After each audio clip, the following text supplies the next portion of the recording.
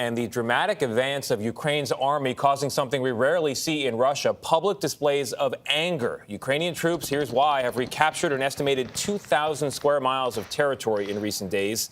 And the country's president says that counterattack is going to continue. Back in Russia, meanwhile, Putin is now facing rare criticism at home. Deborah Patta has the latest now from Kharkiv in the northeastern part of the country, where Russian troops have effectively been forced out. Seizing the momentum, Ukrainian troops continue their remarkable advance. Yellow and blue, pretty much the only colors flying high across this region today, as they win the admiration of liberated towns and villages. Our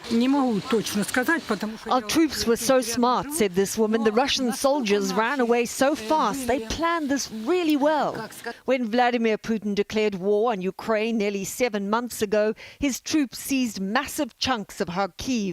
But in just a matter of days, Ukrainian forces have blitzed through Russia's gains, snatching back huge swaths of land. It's a crushing defeat and a decisive strike against Moscow's ability to resupply their forces. Now they can no longer use liberated Izium as a strategic hub. They left all their explosives and ammunition here, said this Ukrainian soldier.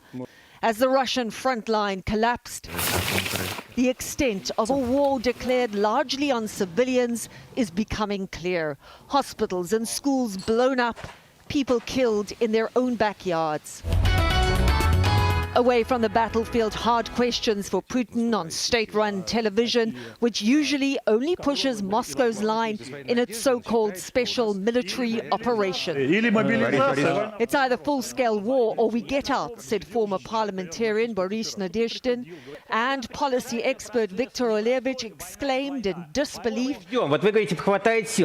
"You say everything's going according to plan?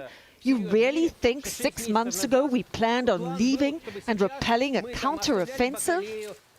Ukrainians want to believe that the tide is turning in a war that's been weighted in Russia's favor.